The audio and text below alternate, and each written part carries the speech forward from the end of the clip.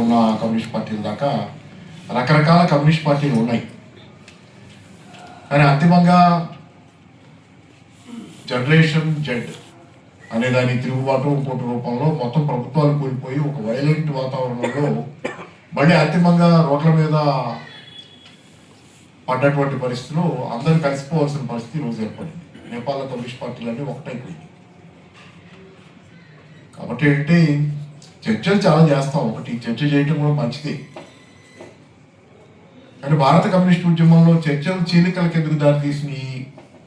ఎవరిది వాళ్ళే, ఎవరి చిన్న ఇదిలో వాళ్ళు ఎదుర్కొంటున్నాం అనే దగ్గర చాలా ప్రశ్నలు లోతులకు పోవటం కంటే కూడా పోయి మళ్ళీ కొత్త చర్చలు పెట్టుకుని కొత్త చీలికలు తెచ్చుకునే పరిస్థితిలాగే ఉంది జరుగుతున్న పరిణామాలు. కాబట్టి వాస్తవంలో ఎలా ఉందంటే, కార్మికుల గురించి చెప్పాడు మార్క్స్, కోల్పోయేందుకు ఏమి లేవు బానిస సంఖ్యలు తప్ప. అప్పుడు కార్మికుడు తిరగబడతాడు, సోషలిస్ట్ విప్లవము జరుగుద్ది అనేది చెప్పాడు. అట్లాగే కమ్యూనిస్టులకు కూడా కోల్పోవడానికి ఏమీ లేని రోడ్డు మీద పడితే తప్పితే కలవరా అనేది నేపాల్లో పరిణామాలు. ఈరోజు అందరినీ రోడ్డు మీద పడేశారు కదా జనం. ప్రచండ దగ్గర నుంచి మొదటి నుంచి పార్లమెంటరీ కమ్యూనిస్టుల దాకా మొత్తాన్ని అందరినీ రోడ్ల మీద పడేశారు. అప్పుడు కలిశారు. మరి ఈ స్థితి మనం తెచ్చుకోకూడదు. ఎందుకంటే మనం తెచ్చుకోకూడదు. వాస్తవంలో మన పరిస్థితి బాగున్న కాలంలో మనం కూడా భయమరిచిపోతే ఎలా? పరిస్థితి కంఫర్టబుల్గా నడుస్తుంది. ఇప్పుడు మనం అధికారంలో లేకపోయినా మనకి చక్కగా కడుపు నిండుతుంది, కాలక్షేపం చర్చలు నడుస్తుంది కదా. అందుకని కంఫర్టబుల్ ఉన్నాం. కంఫర్టబుల్గా లేకుండా ఏం లేవు. మనకి లేదు అధికారం మాత్రమే, మిగతా అన్నీ ఉన్నాయి. కానీ అందుకని ఏంటంటే నేను చెప్పేది, ఇట్లాంటి కాలంలో మనం జనం ఏం కోరుకుంటున్నారో, జనాన్ని ఎలా సమీకరించాలో అప్పుడు మనం కంఫర్టబుల్ ఉన్నంత మాత్రాన మన మనోస్థితి అట్లా ఉండకూడదేమో అనేది. అంటే ఒక రకమైనటువంటి స్తబ్దత ఆలోచనలో, ఒక రకమైనటువంటి జరుగుతుందిగా సరిపేద్దాం అనేది ఉండకూడదు అనేది. మనం మానసికంగా కూడా మనలో ఒక చైతన్యవంతమైనటువంటి నిరంతర విప్లవం, నిరంతరం ప్రశ్నించుకోవడం అనేది ఉండాలి. ఇది లేకుండా మనం పరిస్థితుల ప్రకారం మనం కూడా పోతామంటే మిగతా వాళ్ళకి మనకి తేడా ఉంది. మన కూడా ఎవరో ఇది అడుగుతుంటే, నేను ఆ పెళ్లికి వెళ్తున్నాం అన్నారు. పెళ్లికి వెళ్తుంటే ఏదో బ్యాంకులో ఉన్న నగలు ఇప్పించుకోవాలని చెప్తుంటే సరే కమ్యూనిస్ట్ అని చెప్పేవాళ్ళే చెప్తుంటే ఇప్పుడు నగలతో ఏం పని అంటే, పెళ్లికి వెళ్ళాలి కదా అంటే, పెళ్లికి నువ్వు కూడా నగలు పెట్టుకెళ్లాల్సిన అవసరం ఉంది, మిగతా వాళ్ళలాగా ఉండాల్సి అంటే అందరూ అలాగే ఉంటున్నారుగా అన్నారు. ఇప్పుడు అందరూ అలాగే ఉంటున్నారు, మనం అలాగే ఉంటే తేడా ఉంది. కమ్యూనిస్ట్ మనకి చెప్పుకోవడం ఎందుకు? కమ్యూనిస్ట్ కార్యక్రమాలను మళ్ళీ వేరే మనం భిన్నమైన వాళ్ళం, కొత్త సమాజం మనం మాట్లాడటం ఆపేస్తే మంచిది. అందరూ అలా ఉన్న కాలంలో ఇప్పుడు లెనిన్ ఒక మాట అంటాడు, పరిస్థితి విప్లవకరంగా లేనప్పుడే విప్లవకర మనోస్థితి కలిగిన వాడే నిజమైన కమ్యూనిస్ట్ అంటాడు. పరిస్థితి విప్లవకరంగా లేదు. గత 40-30 సంవత్సరాలుగా ఏమాత్రం విప్లవకరంగా లేదు పరిస్థితి. కానీ ఆ విప్లవకరంగా లేని పరిస్థితిలో కూడా మీరు మొండిగానైనా, ఆలోచనాపూర్వకంగానైనా అది సమాజంలో అన్నిసార్లు సాయుధ పోరాటంతో జరిగే మరణాలే జరగవు. సమాజం మనల్ని పొడుస్తూ ఉంటుంది చాలా విషయాలు. సాయుధ పోరాటంలోనే చచ్చిపోరు మనుషులు. సమాజంలో మామూలు పందాలు, మామూలుగా జనం మధ్య మామూలుగా ఉన్నా కానీ నిత్యం చాలా కొలబొడిచే సమాజం మన చుట్టూ ఉంది. కుటుంబం ఇబ్బంది పెట్టుద్ది, సమాజం ఇబ్బంది పెట్టుద్ది, రకరకాలు వస్తాయి. అని తట్టుకొని నిలబడాల్సిన అవసరం. ఎందుకంటే ఒక భిన్నమైన మోడల్ని మనం వదలుచుకున్నప్పుడు లెనిన్ ఇంకో మాట కూడా అంటాడు, కమ్యూనిస్టు ఒక ప్రత్యేక తరహా వ్యక్తి, అతని కర్తవ్యమే సర్వస్వం అంటాడు. కమ్యూనిస్ట్ మిగతా అందరిలాగా ఉండడు, అతని కర్తవ్యమే సర్వస్వం. ఇతను డిఫరెంట్ అంటాడు. మన డిఫరెన్స్ మనం ఏమి చూపించకుండా అందరిలాగే మనం కూడా ఉండదలుచుకొని, అందరిలాగే మనం ఉండి, ఎన్నికలు వస్తే మనం కూడా కుల రాజకీయాలు చేసి, కొన్ని చోట్ల డబ్బులు పంచే కార్యక్రమాలు కూడా చేస్తున్నారు. కొన్ని చోట్ల అనేది ఇక్కడ కూడా జరిగిన ఎన్నికల్లో కమ్యూనిస్ట్ పార్టీ నుంచి గెలిచిన వాళ్ళు ఎవరైనా కానీ విన్నాను పంచారండి. మనం ఎన్ని చేసిన తర్వాత ఇంకా మిగతా వాళ్ళకి మనకి తేడా పోయిన తర్వాత జనానికి మనం వేరే చూడాల్సిన అవసరం ఉంది. జనాలు మనం వేరేగా చూడాల్సిన అవసరం లేదు. కాబట్టి ఏంటంటే నిలబడి ఉంటాం అవసరం. చాలా కష్టం కూడా ఏం లేదు. మనకి అధికారం వద్దు, లేకపోతే ఇతరుల మీద పెత్తనం వద్దు. చూద్దాం, కొంత వేచి చూసే దృక్పథం, సంయమనం, ఓర్పు ఉంటే ఉండొచ్చు, నిలబడచ్చు. ప్రతిదానికి మనం ఇతరులాగా ఉండటం సమాజం మానసికంగా ఇప్పుడు కనపడని పోగులు అనేక ఉంటాయి. సాలిగూళ్ళలో పోగులు ఎట్లా ఉంటాయి, సమాజంలో మన చుట్టూ కూడా మన మీద పనిచేసే అనేక రకాల ఒత్తిళ్లు, మెత్తటి కనపడని కుటుంబం పెట్టే ఒత్తిళ్లు, ఇవి చాలా పైకి ఏమి కనపడవు, అన్నీ పనిచేస్తుంటాయి మన మీద. వాటికి మనం తలపటం మొదలు పెడితే కొంచెం ఇబ్బందికరమైన పరిస్థితి వస్తుంది. సరే అక్కడ అన్ని కమ్యూనిస్టుల తప్పులే, కమ్యూనిస్టులంతా సరిగా లేరు అనుకోవడానికి లేదు. కమ్యూనిస్టుల్లో నేను భారత కమ్యూనిస్ట్ ఉద్యమానికి సంబంధించి సరే యూసీసీఆర్ఎంఎల్ దీని గురించి అనే కాదు. నేను సరే దేవులపల్లి వెంకటేశ్వరరావు గారి గురించి నాకు మిత్రులు చాలా మందితో నిఖిలేశ్వర్ గారికి తెలుసు, అన్ని వివరాలు మిగతా వాళ్ళకి కూడా తెలుసు. చాలా మందితో పరిచయం ఉంది. వీళ్ళతో కొంత చదివాను నేను. నాకు గత 10 ఏళ్ళుగానే పరిచయం, 10 ఏళ్లలోనే కొంత చదివాను. ఆయనకున్న దార్శనికత గురించి నాకు అపారమైన గౌరవం ఉంది. చాలా ముందు కాలాన్ని చాలా బ్రహ్మాండంగా చూశాడు. ఆయన జరుగుతున్న పరిణామాలను కూడా చాలా బాగా అర్థం చేసుకున్నారనే గౌరవం ఉంది. అయితే దీంతో నిమిత్తం లేకుండా నేను చెప్పేది ఏంటంటే, మన కమ్యూనిస్టుల్లో ఉన్నటువంటి ఇదిలో ఒకటి ఇక్కడ మన తప్పే కాదు, అంతా ఫెయిల్యూర్ జరుగుతున్న దానిలో కమ్యూనిస్టుల్లోనే తప్పు ఉందని అన్ను. కానీ నా లెక్కలో ఏంటంటే, సరే యూసీసీఆర్ఎంఎల్ దేవులపల్లి వెంకటేశ్వరరావు గారిని కాసేపు చర్చలో నుంచి అట్లా అక్కడ పెట్టి మామూలుగా మాట్లాడుకున్నా, నేను అనేది ఒకటే, భారతదేశంలో మంచి కమ్యూనిస్టులు చాలా మంది ఉన్నారు. మంచి కమ్యూనిస్ట్ పార్టీగా నేను దేన్ని నమ్మటల్లా. నేను యూసీసీఆర్ఎంఎల్ గురించి చెప్తాను. మంచి కమ్యూనిస్టులు చాలా మంది ఉన్నారు. అన్ని కమ్యూనిస్ట్ పార్టీల్లో కూడా నిజాయితీగా చిత్తశుద్ధిగా సోషలిజం కావాలనుకునే వాళ్ళు ప్రతి కమ్యూనిస్ట్ పార్టీలో ఉన్నారు. ఆ సిపిఐ నుంచి సిపిఐ మావోయిస్ట్ దాకా అది ఫెయిల్ అవ్వచ్చు, మావోయిస్ట్ అది పక్కన పెట్టేది, అది వేరే ఇష్యూ. కానీ ప్రతి పార్టీలో మంచి కమ్యూనిస్టులు ఉన్నారు. అద్భుతమైనటువంటి కమిట్మెంట్, దీక్ష, పట్టుదల, దేనికి వెనకాడని మనుషులు ఉన్నారు. కానీ ఒక కమ్యూనిస్ట్ పార్టీగా ఇదే కరెక్ట్ అని చెప్పడానికి, కరెక్ట్ అంటే పందా కరెక్ట్ అవ్వచ్చు, కానీ మొత్తం పార్టీగా దీనికే నిలబడతామని చెప్పేది మనకి మిగలకుండా పోయింది. కాబట్టి ఈ రీఅలైన్మెంట్ అనేది జరుగుద్ది. మళ్ళీ మొత్తం ఈ ఫోర్సెస్ ఏవైతే ఉన్నాయో భారతదేశంలో నిఖార్సుగా దీనికి నిలబడే వాళ్ళు ఎవరైతే ఉన్నారో వాళ్ళందరూ అనివార్యంగా ఒక ప్లాట్ఫామ్ మీదకి వస్తారు. కాకపోతే ఆ ప్లాట్ఫామ్ మీదకి వచ్చేది నేపాల్లో లాగా జరిగిన తర్వాత వస్తామని చెప్పడం కంటే కూడా ముందే వస్తే మంచిది అనేది ఎవరికి వచ్చేది అంతే కదా. జనాలు మనం తనిందాకా తెచ్చుకుని అప్పుడు కలవటం కంటే కూడా ముందు కలిస్తే మంచిది. తర్వాత ఏంటంటే ఇక్కడ జరుగుతున్న పరిణామం మన కమ్యూనిస్టుల గురించి కాసేపు అని జరుగుద్ది. ఇది జరగక తప్పదు. ఎట్లా జరుగుద్ది, ఎప్పుడు జరుగుద్ది అనేది జరుగుతుంది. రెండోది ఏంటంటే, గత 40 ఏళ్ళుగా మనకి పరిస్థితులు కూడా అనుకూలంగా లేవు. ఎందుకంటే మనకి 40 ఏళ్ళుగా వచ్చింది ప్రపంచవ్యాప్తంగా 79-80 తర్వాత ముఖ్యంగా ప్రపంచవ్యాప్తంగా ఫైనాన్స్ పెట్టుబడుల డామినేషన్ పెరిగింది. మీకు కార్మిక వర్గం అనేది మన కమ్యూనిస్ట్ పార్టీ ప్రధానంగా నమ్మేది కానీ, ప్రధానంగా కేంద్రీకరించేది మీద కానీ, మన సిద్ధాంతం తాలూకు ఇరుసు కేంద్రం కానీ ఏంటంటే కార్మిక వర్గం వర్గ పోరాటం. కార్మిక వర్గం వర్గ పోరాటం అంటే పారిశ్రామిక కార్మిక వర్గం కావచ్చు, వ్యవసాయ కూలీలో లేకపోతే చిన్న రైతులు కావచ్చు, పేదవాళ్ళు, మొత్తం ఓవరాల్ పేదవాళ్ళు కార్మిక వర్గం, అంతిమంగా ప్రొలెటేరియట్ అనేది ఇది మన బేస్. అలాగే సేవా రంగంలో పనిచేసుకునే, సేవా రంగంలో అంటే హోటళ్లలో పనిచేసే వాళ్ళ దగ్గర నుంచి ఐటీ రంగంలో పనిచేసే వాళ్ళ దాకా రకరకాల వాళ్ళు ఉంటారు. ఇది పని చేసుకునేవాళ్ళు మన కేంద్రం. పని చేసుకునేవాడు, శ్రమ చేసుకునేవాడు, శ్రమ మీద బతికేవాడు మనకి మేజర్గా మన వర్గం. కానీ ఈ వర్గం గత 30 ఏళ్ళుగా వెనకతట్టు పట్టింది. ఎందుకు పట్టింది అనే దగ్గర మీకు శ్రమ చేసేవాడి దగ్గరే మన పోరాటం ఎందుకు ఉంది, శ్రమ చేసేవాళ్లే మన పోరాటానికి ఎందుకు కేంద్ర బిందువు ఇరుసంటే, శ్రమ చేసేవాడి దగ్గరే శ్రమ దోపిడి ఉంది. శ్రమ దోపిడి ఉన్న చోటే కమ్యూనిస్ట్ పార్టీ ఉంటుంది. అది లేని చోట కమ్యూనిస్ట్ పార్టీ ఉండలేదు. సహజం, అది ఆటోమేటిక్గా ఉండలేదు. శ్రమ జరిగే చోట అదనపు విలువ ఉంటుంది.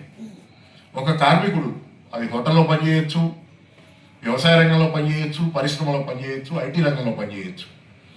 పనిచేసేవాడు 10 గంటలు 8 గంటలు పనిచేస్తే యజమాని అతనికి 8 గంటల జీతం ఇవ్వడు.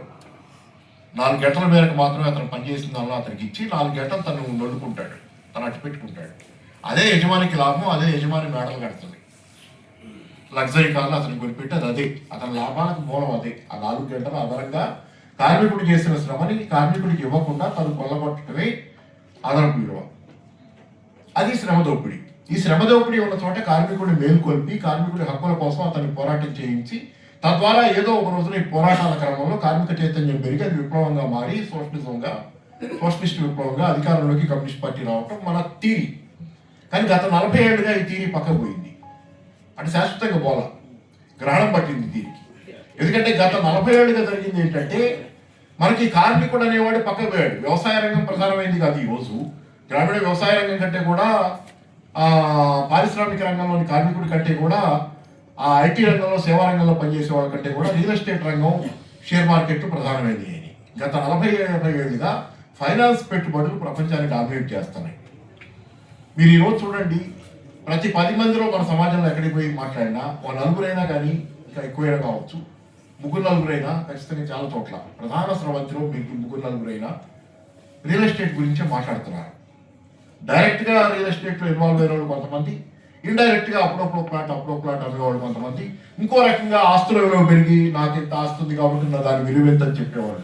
దాని మీద నేను శ్రమ చేస్తే వచ్చే ఇది నాకు ఇంత ఫలితం అని చెప్పేదానికంటే నా పొలం ₹1,00,00,000 విలువ ఉంది ఈ రోజున మాట్లాడుకునే విధంగా మొత్తం ఓవరాల్ ఫైనాన్స్ పెట్టుబడి అనేది మన సమాజాన్ని కబ్జా చేసింది. రియల్ ఎస్టేట్ విపరీతంగా పెరిగిపోయి రియల్ ఎస్టేట్ మీద బతికే వాళ్ళు పెరిగారు, ప్రత్యక్షంగా పరోక్షంగా దానికి సంబంధించిన లింకులు పెరిగిపోయింది జనానికి. ఈ రియల్ ఎస్టేట్ రంగంలో తీసుకుంటే మీరు దీనిలో మీకు అదనపు విలువ ఎక్కడ ఉంది? మనం చెబుతున్న శ్రమశక్తి, శ్రమ దోపిడీ ఏం కనపడుతుంది మీకు ఇక్కడ? నేను రియల్ ఎస్టేట్లో పని చేసుకుంటున్నాను, లేకపోతే నేను ఒక ఫ్లాట్ అమ్ముతున్నాను, లేకపోతే నాకు పరోక్షంగా అప్పుడప్పుడు కంపెనీలో పని చేయకపోయినా ఎప్పుడైనా ఒకటి చూసుకొని దొరికిన చోట అమ్ముకుంటాను, ఆ డబ్బులతో బతుకుతుంటాను. లేదు నా పొలం విలువ పెరిగితే దాని విలువ చెప్పుకుంటా, దాని విలువ అయితే అమ్ముకొని పెళ్లి చేసి ఇంకోటి చేస్తాను, కొడుకో కూతురుకో పెళ్లి చేసి ఇది జరుగుతుంది. దీనిలో మనకి అదనపు విలువ ఎక్కడ, దోపిడీ ఎక్కడ చూపిస్తారు? మీరు రియల్ ఎస్టేట్లో దోపిడీ ఎక్కడ చూపిస్తారు? రియల్ ఎస్టేట్లో నేను ఫ్లాట్ అమ్ముతాను, నా కమిషన్ వస్తుంది. దీనిలో నన్ను ఎవడు కొలగొడుతున్నాడని నేను రియల్ ఎస్టేట్లో నేను ఒక కంపెనీలో పనిచేసిన రియల్ ఎస్టేట్ కంపెనీలో యజమాని ఉంటాడు, దానికి వాడు ప్లాట్లు వేస్తాడు, లేఅవుట్ వేస్తాడు, నేను పోయి అమ్ముతాను, నాకు కమిషన్ వస్తుంది. దానిలో కొలగొట్టు దోపిడీ నేను చూపించలేను. అక్కడ కాకపోతే ఇంకో చోట పోతాను, లేకపోతే నా సొంతగా అమ్ముకుంటాను. నేను ఊరి నుంచి డైరెక్ట్గా చెప్పులు లేకుండా హైదరాబాద్ వచ్చి కూడా నాకు మాటకారుతనం ఉంటే ఒక ప్లాట్ అమ్ముకోవచ్చు. అట్లా పోయి ఏ బంధువుకో ముందంటా అట్లా నిలబడి నెమ్మదిగా 5 ఏళ్లలో మేడం కట్టిన వాళ్ళు, 4 ఏళ్లలో మేడం కట్టిన వాళ్ళు, పెద్ద పెద్ద ధనవంతులైన వాళ్ళు, అంతకుముందు ఏమీ లేకుండా హైదరాబాద్ వచ్చి అకస్మాత్తుగా పెద్ద మేడం కట్టిన వాళ్ళు చాలా మంది ఉన్నారు రియల్ ఎస్టేట్లో. అసాధారణంగా డబ్బులు సంపాదించేవాళ్ళు. దీనిలో దోపిడీ మీకు కనపడదు. అదనపు విలువ లేదు ఇక్కడ. రియల్ ఎస్టేట్ అమ్మక లావాదేవీలలో రియల్ ఎస్టేట్ రంగంలో బతకటంలో మీకు అదనపు విలువ లేదు. అదనపు విలువ లేని చోట దోపిడీ కనపడదు. దోపిడీ కనపడిన చోట వర్గ పోరాటం లేదు. As simple as that. వర్గ పోరాటం ఉన్న చోట మనకి కార్మికులు పనిచేసిన చోట, ఫ్యాక్టరీలో, కార్యాలయంలో, వ్యవసాయ రంగంలో ఇక్కడ ఏమవుద్ది? నన్ను కొలగొడుతున్నాడు నా యజమాని పెరగటం నా కళ్ళ ముందు కనపడుతుంది. నేను ఎంత కష్టపడ్డా నా జీవితం మారిపోవటం ఇక్కడ కనపడుతుంది. దీంతో నాకు యజమాని పట్ల ఒక ద్వేషం ఉంటుంది. సింపుల్ గుర్తుపెట్టుకోండి, ద్వేషం, ఈర్ష్య 2 మాటలు. వర్గ పోరాటంలో యజమాని పట్ల నాకు ద్వేషం ఉంటుంది. నీలం నోట్బుక్ అనే పుస్తకం ఈ మధ్య మన లెనిన్ది, అది ఆ పుస్తకంలో కూడా ఈ లెనిన్ ప్రస్తావన దానిలో నావెల్ లాంటి ఫిక్షనే కానీ దానిలో వర్గ పోరాటంలో ద్వేషం అనేది కీలకం అనే మాట దానిలో కూడా ఆ పుస్తకంలో కూడా ఒక మాట ఉంటుంది. ద్వేషం కీలకం. వర్గ పోరాటంలో యజమాని పట్ల ద్వేషం, అతన్ని కూలదొయ్యాలి, అధికారంలో కార్మిక వర్గం దోపిడీ లేని సమాజం రావాలనేది అక్కడ ద్వేషం. కానీ మీకు ఇక్కడ ఏమైంది? రియల్ ఎస్టేట్ వచ్చేసరికి షేర్ మార్కెట్ కూడా ఉంది ఇంకో పక్కన. షేర్ మార్కెట్లో కూడా ఫైనాన్స్ పెట్టుబడి. షేర్ మార్కెట్లో నేను పెట్టుబడి పెడతాను, బాగా పెట్టుబడి పెట్టగలిగితే లాభాలు వస్తే దానిలో నాకు సరే అదనపు విలువ ఎక్కడ కనపడుతుంది? నష్టపోయినా నేను అదనపు విలువ చూపించలేను. షేర్ మార్కెట్ పెట్టుబడుల్లో కానీ రియల్ ఎస్టేట్లో కానీ దోపిడీ అదనపు విలువ నేను చూపించలేను. ఇట్లాంటి సందర్భంలో మీకు అక్కడ ద్వేషం ఉండదు. ఎవరిని ద్వేషించాలి? నేను ఎవరిని ద్వేషించడానికి నా యజమాని ఎవరు? అక్కడ మీకు ఏమవుతుందంటే ఈర్ష్య వచ్చింది సమాజంలో. కార్మిక వర్గం ప్రధాన స్రవంతిగా వ్యవసాయ రంగం, ఉత్పత్తి రంగాలు, ఒక మాట చెప్పాలంటే ఉత్పత్తి రంగాలు, మెజారిటీ ప్రజానీకం ఇట్లాంటి ఉపాధి మీద, ఉత్పత్తి రంగాల్లో శ్రమ చేయటం, దానిలో ఉపాధి మీద ఆధారపడ్డ దశలో వర్గాల మధ్య ద్వేషం ఉంది, వర్గ పోరాటం ఉంది. మీకు ఫైనాన్స్ పెట్టుబడులు మేజర్ స్రవంతిగా మారి ఉత్పత్తి అనేది అంచులకు నెట్టివేయబడింది. ఏ పటాన్ చెరువుకో జీడిమెట్లకు పోయింది, ఉత్పత్తి అమూలకు పోయింది. మెయిన్ స్ట్రీమ్లో రాజకీయాల్లో నడిచేది కానీ, మెయిన్ స్ట్రీమ్లో ప్రజానీకం జీవితంలో ఉన్నది కానీ, ఇక్కడ ఈ రాజకీయ నాయకులు కానీ, ప్రధానంగా చలామణి అయ్యే పెద్ద మనుషులు కానీ సమాజంలో మొత్తం రియల్ ఎస్టేట్ ఏదో రూపంలో కనెక్టెడ్. ఇదంతా రియల్ ఎస్టేట్తో కనెక్టెడ్. వీళ్ళ దగ్గర డబ్బులు కానీ, వీళ్ళు మంచి కానీ, జనానికి ఓట్ల కోసం అంతా రియల్ ఎస్టేట్తో ఒక రకంగా కనెక్టెడ్. షేర్ మార్కెట్తో కొంత కనెక్టెడ్. ఇట్లాంటి చోట మీకు వర్గ పోరాటం అనేది, ఈ ద్వేషం అనేది పోయి మనుషుల మధ్య ఈర్ష్య వచ్చింది. మనిషితో పోల్చుకుంటున్నాడు ఈరోజు. అంటే పైవాడితో, బాగా డబ్బులున్న వాడితో, చెప్పులు లేని వాడు రోడ్డు మీద తిరుగుతా నేను వీటి లాంటి బ్యాడ్ ఎప్పుడు కడతాను, వీడి దగ్గర ఉన్నటువంటి ఫోన్ ఎప్పుడు కొంటాను, వీడు తిరుగుతున్న కారు ఎప్పుడు కొంటానని ఆలోచిస్తున్నాడు తప్పితే వీడు దుర్మార్గుడు, దొంగ, వీడిని కూలగొట్టాలి, వ్యవస్థ మారాలనుకుంటున్నా, వాడిలాగా నేను ఎప్పుడూ ఉంటానంటున్నాడు. వాడిలాగంటే వాడి మీద ఈర్ష్యపడుతున్నాడు తప్పితే వాడిని ద్వేషించట్లా. ధనవంతుడు నాకు ఈరోజు మోడల్. ధనవంతుడు నేను ద్వేషించేవాడు కాదు, ధనవంతుడే నా నమూనా, వాడిలాగా ఉండాలని నా కోరిక. ఈరోజు ఫైనాన్స్ పెట్టుబడుల యుగంలో ఈర్ష్య వచ్చింది. మనిషితో, పై మనిషితో పోల్చుకుని అలా ఉండాలని కోరుకుంటున్నాడు తప్పితే అసలు ఇలాంటి వాడు వద్దు భూమి మీద, వీడి స్థానంలో నేను అధికారంలో ఉండాలనుకోవటంలా. ఎందుకని గత 40 ఏళ్ళుగా వర్గ పోరాటాలు స్తంభించిపోయినది మన తప్పు కాదు. ఫైనాన్స్ పెట్టుబడుల యుగం అంతిమ యుగం పెట్టుబడిదారీ వ్యవస్థ తాలూకు చరమ దశలో ఫైనాన్స్ పెట్టుబడులు ప్రపంచాన్ని డామినేట్ చేసి మనకి దానిలో స్థానం లేకుండా మార్క్సానికి గ్రహణం పట్టించింది. గ్రహణం అదంతే, శాశ్వతంగా మార్క్సిజం ఎక్కడికి పోలేదు. ఫైనాన్స్ పెట్టుబడుల యుగం ఎందుకు సాగింది, ఎందుకు వచ్చింది అంటే ఫైనాన్స్ పెట్టుబడుల యుగంలో ప్రపంచవ్యాప్తంగా పెట్టుబడిదారీ వ్యవస్థలో టెక్నాలజీ పెరగటం వల్ల కానీ, ధనిక దేశాల నుంచి అయితే పరిశ్రమలు చైనా లాంటి వెనకబడ్డ దేశాలకు ఆ రోజున తరలి వెళ్ళిపోవటం కానీ, దానివల్ల ఉద్యోగాలు లేకుండా పోయినాయి కార్మికులకి.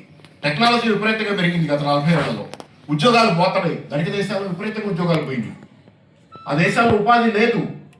అలాగే ఆ దేశాల్లో పరిశ్రమలు చైనా లాంటివో, మెక్సికోకో, వియత్నామో, బంగ్లాదేశ్ వెళ్ళిపోయింది. భారతదేశానికి ఐటీ పరిశ్రమలు వచ్చినాయి. అందుకని ధనిక దేశాల్లో ఎక్కడా గత 40 ఏళ్ళ నుంచి ఉద్యోగాలు ఉంటల్లా. ఆ దేశాల్లో ఫైనాన్స్ పెట్టుబడుల ద్వారానే జనాన్ని బతికించుకున్నారు. ఎందుకంటే వాళ్ళు తిరగబడకుండా ఉండాలంటే ఆ దేశ ప్రజానీకం వాళ్ళకి ఉద్యోగాలు లేకుండా పోతున్నాయి కాబట్టి అవుట్ సోర్సింగ్ ద్వారానో, ఆటోమేషన్ టెక్నాలజీ ద్వారానో వాళ్ళు తిరగబడకుండా ఉండాలి అంటే కనుక వాళ్ళకి ఏదో అంటే రియల్ ఎస్టేట్ లాంటి బబుల్స్ తెచ్చారు. రియల్ ఎస్టేట్ తెచ్చి దాని మీద ఆస్తుల హైప్ తెచ్చి దాని మీద అమ్ముకోనో కొనుక్కోనో బతకండి. రెండోది షేర్ మార్కెట్లు తెచ్చారు. అమెరికా లాంటి దేశాల్లో విపరీతంగా జనాల్లో 50% పైన షేర్ మార్కెట్లు ఇక్కడ కాకుండా ఎక్కువ పెట్టుబడులు పెడతారు. ఇప్పుడు ఇక్కడ కూడా పెరిగారు షేర్ మార్కెట్లు పెట్టేవాళ్ళు. దాని మీద బతకండి, షేర్ మార్కెట్ ఇండెక్స్లు పెరిగితే బతకండి అంటే ఉత్తి కాగితం కరెన్సీ ముద్ర కొట్టడం, వాళ్ళ డాలరు, వాళ్ళ పౌండో, వాళ్ళు ఇంకో కరెన్సీయో కాగితం కరెన్సీలు విపరీతంగా ముద్ర కొట్టి ఎకానమీలోకి పంప్ చేసి దాని ద్వారా తెచ్చిన హైప్ ద్వారా రియల్ ఎస్టేట్ పెంచి షేర్ మార్కెట్లు పెంచి జనాలు బతికిచ్చారు. ఇక్కడ శ్రమ కంటే కూడా కాగితం కరెన్సీని ముద్ర కొట్టడం ఉంది. ఇది ప్రపంచవ్యాప్తంగా జరిగింది. ధనిక దేశాలను కాకుండా తర్వాత ఫాలో అప్గా చాలా దేశాల్లో, ఎందుకంటే టెక్నాలజీ పెరిగిన కొద్దీ వెనకబడ్డ దేశాల్లో కూడా ఉద్యోగాలు లేవు. భారతదేశంలో కూడా ఇవాళ ఉద్యోగాలు లేవు. జాబ్లెస్ గ్రోత్, ఉపాధి రహిత. ఇంకా ఎక్కడికి వచ్చిందంటే జాబ్ లాస్, ఉద్యోగాలు పోయే అభివృద్ధి. ఈరోజు అభివృద్ధి జరుగుతుంది, జీడిపి కనపడుతుంది, ఉపాధి లేదు భారతదేశంలో కూడా. టెక్నాలజీ అంత పెరిగింది. ఒకప్పుడు ధనిక దేశాల్లో పోగొట్టిన ఉద్యోగాలు ఒకప్పుడు ధనిక దేశాల్లో టెక్నాలజీ వల్ల ఉద్యోగాలు పోయి ఈరోజు ఈ టెక్నాలజీ ఎంత పెరిగిందంటే ఈరోజు వెనకబడ్డ దేశాల్లో కూడా టెక్నాలజీ వల్ల ఉద్యోగాలు రావు. అలాగే ఇక్కడ కూడా చాలా సమస్యలు వస్తున్నాయి భారతదేశం లాంటి దేశంలో కూడా. అందుకని ఏంటంటే ఓవరాల్గా ప్రపంచవ్యాప్తంగా విపరీతంగా డాలర్లు మొదలుకొట్టారు, లేకపోతే కరెన్సీలు మొదలుకొట్టారు. దీని ద్వారా హైప్ తెచ్చి రియల్ ఎస్టేట్ భూములు, షేర్ మార్కెట్ భూములు తెచ్చి జనాన్ని బతికించి ఇదే నిజమని చెప్పి భ్రమింపజేశారు. ఆ కాలంలో వర్గ పోరాటాలు అన్నీ మనం పక్కకు పోయాం. కానీ కాగితం కరెన్సీ ఎంతకాలం ముద్ర కొట్టగలరు? కాగితం కరెన్సీకి ఒక లిమిట్ ఉంది. కాగితం విపరీతంగా ముద్ర కొట్టారనుకోండి, కాగితం కరెన్సీని విపరీతంగా ముద్ర కొడితే చిత్తు కాగితం అవుతుంది. ఆఖరికి కరెన్సీ విపరీతంగా మొదలు కొడితే చిత్తు కాగితం అవుతుంది. అమెరికా డాలర్ ముద్ర కొట్టి ఇప్పుడు ముద్ర కొట్టలేని స్థితికి వచ్చేసాడు. గత 2 ఏళ్లుగా ద్రవ్యోల్బణం విపరీతంగా పెరిగిపోతుంది అమెరికాలో. 2008లో సంక్షోభం వచ్చింది అమెరికాలో, రియల్ ఎస్టేట్ పడిపోయింది, బబుల్ పడిపోయి 2008లో పెద్ద సంక్షోభం వచ్చింది కదా. ఆ తర్వాత వాడు అంతకుముందేమో కాగిత కరెన్సీ ద్వారా రియల్ ఎస్టేట్ బొమ్మలు అయ్యేది తెచ్చాడు. తర్వాత 2008లో అమెరికాలో సంక్షోభం వచ్చినప్పుడు వాడు ప్రధానంగా ఇంకే బుడగా తేలేం కాబట్టి అయిపోయింది. చివరి బుడగా రియల్ ఎస్టేట్ బుడగ కూడా పేలిపోయింది. పేలిన తర్వాత ఇక ప్రభుత్వమే డబ్బులు ముద్ర కొట్టి ఎకానమీలో కొదటం మొదలుపెట్టింది. 2009లో ఒబామా ప్రభుత్వం $800 బిలియన్ల పైన ఫస్ట్ ఉద్దీపన పథకం ఇచ్చింది. $800 బిలియన్ల పైన ముద్ర కొట్టో అప్పు చేసో ఎకానమీలో వదిలిపెట్టింది. కంపెనీలకు ఇచ్చింది డబ్బులు, జనాలకి ఏదో రూపంలో డైరెక్ట్గా జనాలకు సప్లై. దీని ద్వారా ఎకానమీని ఆ రోజు మళ్ళీ ఆర్టిఫిషియల్గా నిలబెట్టింది కాగితం కరెన్సీ డాలర్ ముద్ర కొట్టి. తర్వాత అది కొంతకాలం అది బాగా, తర్వాత $800 బిలియన్ల కాక ఆ తర్వాత చాలా కాలం పాటు డబ్బులు అలా ముద్ర కొట్టడం ద్వారా ప్రభుత్వాలు నడిపినాయి. మళ్ళీ 2020 వచ్చేసరికి కోవిడ్ వచ్చింది. కోవిడ్ వచ్చేసరికి జనాలు బయటికి రావడానికి లేకుండా అయిపోయింది, పని చేసుకోవడానికి లేకుండా అయిపోయింది. అప్పుడు ఇంకా విపరీతంగా ముద్ర కొట్టి $3 ట్రిలియన్ల $3 లక్షల కోట్ల అమెరికా ప్రభుత్వం, బిడెన్ ప్రభుత్వం ముద్ర కొట్టి ఎకానమీలోకి వదిలింది. జనాలు బతకాలి కదా. అట్లా ముద్ర కొట్టడం అని ప్రభుత్వాలకి డైరెక్ట్గా దిగిపోయే రంగంలో జనాలకి అకౌంట్లో డబ్బులు వేయటం. కోవిడ్ కాలంలో అదేగా, ఒకే ఇండివిజువల్ ఉంటే ఫ్యామిలీ కాదు, ఒక ఇండివిజువల్ ఉంటే వాడి అకౌంట్లో నెలకు $1200, ఇద్దరు భార్యాభర్త ఉంటే $2400, వాళ్ళ పిల్లలు కూడా ఉంటే $3200. ఇట్లా వాళ్ళ అకౌంట్లోకి ముద్ర కొట్టి పంపు. ఎంత ముద్ర కొడతారు? ఓ స్థితి దాటి ముద్ర కొడితే కాగితం కరెన్సీ చిత్తు కాగితం. ఇదే కదా చిత్తు కాగితం అయింది. 2022 వచ్చేసరికి ధరలు పెరిగిపోయింది అమెరికాలో. విపరీతంగా కాగితం కరెన్సీకి విలువ పడిపోయి, ఒకప్పుడు జర్మనీలో జరిగిందని చెబుతాం కదా. 1929 సంక్షోభంలో జర్మనీలో విపరీతంగా సంచుల్లో డబ్బులు, బస్తాల్లో డబ్బులు తీసుకెళ్లి చేతిలో గుప్పెట్లో సరుకులు తెచ్చుకునే కాలం. డబ్బులేమో బస్తాల్లో తీసుకెళ్లేది, గుప్పెట్లో డబ్బులు తెచ్చుకునేది. జింబాబ్వేలో సంక్షోభం, అదే ద్రవ్యోల్బణం. ఈ పరిస్థితి అమెరికాలో కూడా వస్తుంది. కాబట్టి డబ్బులు ముద్ర కొట్టడానికి కూడా లేదు అమెరికా వాడికి కూడా. ఏం చేస్తా చూస్తా కూర్చున్నాడు. ఆ దేశం భారతదేశంలో అదే జరుగుతుంది. మీరు డబ్బులు ముద్ర కొట్టి బ్యాంకు వడ్డీ రేట్లు తగ్గిస్తే, చలామణి పెంచితే, కరెన్సీ చలామణి ద్రవ్యోల్బణం ధర పెరిగిపోతాయి. మీరు అలాగని డబ్బులు ముద్ర కొట్టకుండా ఎకానమీలోకి డబ్బులు వెళ్ళే పరిస్థితి చేయకపోతే ఏమవుద్ది? జనాలకు ఉద్యోగాలు ఉండవు, జనాలకు బతుకు తెరువు ఉండదు. కాబట్టి ఈ సంక్షోభంలోకి వచ్చేసాం ఆల్రెడీ మనం. గ్రహణం వేడుతుంది, ఫైనాన్స్ పెట్టుబడుల యుగం ముగిసిపోయింది. ఇక ఎంత మాత్రం ప్రపంచంలో ఏ దేశం ఫైనాన్స్ పెట్టుబడుల యుగంలో ఉండలేదు. కాగితం కరెన్సీని ముద్రగొట్టి జనాలని తాత్కాలికంగా భ్రమంలో ఉంచలేదు. ఆ కారణం చేతనే మీకు సింపుల్ ఎగ్జాంపుల్ చెబుతాం. బంగారం ఎందుకు పెరుగుతుంది ఇప్పుడు ఇట్లా? బంగారం ఆకాశాన్ని అంటేటట్టు సిల్వర్ బంగారం పెరుగుతున్నాయి కదా. ఎందుకు పెరుగుతున్నాయి అంటే కాగితం కరెన్సీ మీద అందరూ నమ్మకం కోల్పోయారు. ఎందుకంటే ముద్రగొట్టి దాని విలువ పడిపోతుంది. కాబట్టి కాగితం కరెన్సీ మీద సమస్త వర్గాలు ప్రభుత్వాలతో సహా నమ్మకం కోల్పోయి ఆఖరికి ప్రభుత్వ కేంద్ర బ్యాంకులు, మన reserve bank, China central bank, America federal bank కూడా బంగారం కొని పెట్టుకోవాల్సి వస్తుంది. విపరీతంగా బంగారం కొంటున్నారు కేంద్ర బ్యాంకులు. విదేశీ కరెన్సీలు ఎవరు పెట్టుకోవట్లా. చైనా బ్యాంకు డాలర్ పెట్టుకోదు, మన ఇండియన్ బ్యాంక్ కూడా డాలర్ కంటే కూడా బంగారం ఏమనుకుంటుంది. ఇట్లా అన్ని కరెన్సీల స్థానంలో బంగారం చలామణి. ఎందుకంటే బంగారం ముద్ర కొట్టలేదు కదా ఎవరు. ఎంత సప్లై ఉందో అంతే ఉంటుంది. కరెన్సీ అయితే ముద్ర కొట్టి చలామణి వేస్తే విలువ పోతుంది. బంగారం విలువ ఎలా పోకూడదు, ఆ సప్లై అంతే ఉంటుంది. దొరికిందే దొరికినట్టు. దాన్ని ఆర్టిఫిషియల్గా తయారు చేయలేవు కదా. అందుకే బంగారం ధర పెరుగుతుంది. ఫైనాన్స్ పెట్టుబడుల యుగం ముగిసిపోయి మళ్ళీ జనాలు వాస్తవ పరిస్థితిలో నేల మీదకి దింపబడుతున్నారు. కాబట్టి ఈ కాలంలో మళ్ళీ వర్గ పోరాటాలు మొదలవుతున్నాయి. ప్రపంచవ్యాప్తంగా వర్గ పోరాటాలు మొదలవుతున్నాయి. దానిలో భాగమే న్యూయార్క్ నగరంలో మ్యాందాని అనేటువంటి సోషలిస్ట్ అధికారంలోకి రావటం, మేయర్గా సోషలిస్ట్ మేయర్ అవటం కూడా ఈ పోరాటాలు, వర్గ పోరాటాల పరాకాష్ఠలో వర్గ పోరాటాల యుగం మళ్ళీ మొదలవటంలో భాగమే. కాబట్టి సోషలిస్ట్ యుగం మళ్ళీ మొదలవుతుంది, వర్గ పోరాటాల యుగం మళ్ళీ మొదలవుతుంది. దానిలో సరే ఇక నేను వేరే పెద్దగా దీనిలో మర్చిపోయాను చెప్తామని. సరే ఏదేమైనా ఏంటంటే గత 40 ఏళ్ళుగా కమ్యూనిస్టు ఉద్యమానికి కాలి కింద నేల కదిలింది. మనకి వర్గ పోరాటాల యుగం లేకపోవటం వల్ల మనకి పునాది లేకుండా పోయింది.